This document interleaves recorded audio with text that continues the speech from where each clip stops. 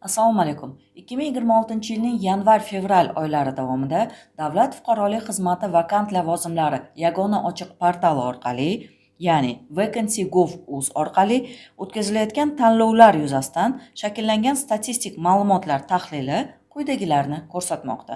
Hisobot davrida respublika bo'yicha jami 12825 ta tanlov e'lon qilindi.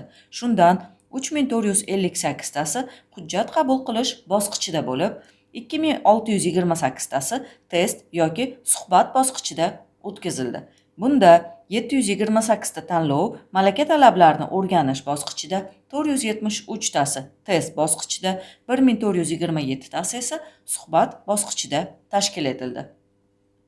Tanlovlarda ishtirok etgan nomzodlarning umumiy soni 173.229 nafarni tashkil etgani mazkur jarayonlarga aholi qiziqishi yuqori darajada ekanini ko'rsatmoqda. Joriy yilning 10-mart holatida 6666 ta tanlov yakunlangan bo'lib, ular natijasida 1839 nafar nomzod g'olib deb topilgan.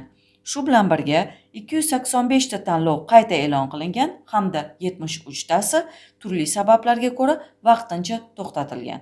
Tanlov g'oliblarining 765 nafari 30 yoshgacha bo'lganlar, 355 nafari ayollar hamda 681 nafari davlat xizmatiga ilk bor qabul qilinganlarni tashkil etmoqda. Hududlar kesimida tahlil qilinganda eng ko'p tanlovlar Toshkent shahrida 3825 ta qayd etilgan bo'lib, bu umumiy tanlovlar sonining qariyb 1/3 qismini tashkil etadi. Keyingi o'rinda Toshkent viloyati 1673 ta, Namangan viloyati 879 ta, Surxondaryo viloyati 829 ta va Samarqand viloyati 825 ta hisoblanadi. Vazirlik va idoralarning markaziy apparatlari tomonidan 472 ta tanlovlar e'lon qilingan. Yakunlangan tanlovlar soni bo'yicha ham Toshkent shahri yetakchilik qilmoqda.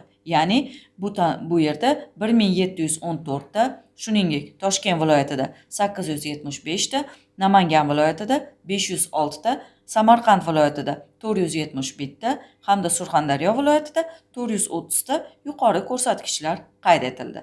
2026-yilning dastlabki 2 oyi davomida Davlat fuqarolik xizmati tizimida kadrlarni ochiq va shaffof tanlov asosida saralash amaliyoti izchil davom ettirilgan. Tanlov jarayonlari hududlar kesimida faol tashkil etilgani va fuqarolarning davlat xizmatiga bo'lgan qiziqishi yuqori ekanligi kuzatilmoqda. Agentlik faoliyatiga oid xabar, yangiliklar bilan agentlikning rasmiy veb-sayti hamda ijtimoiy tarmoqlardagi sahifalar orqali kuzatib borishingiz mumkin. E'tiboringiz uchun rahmat. Salomat bo'ling.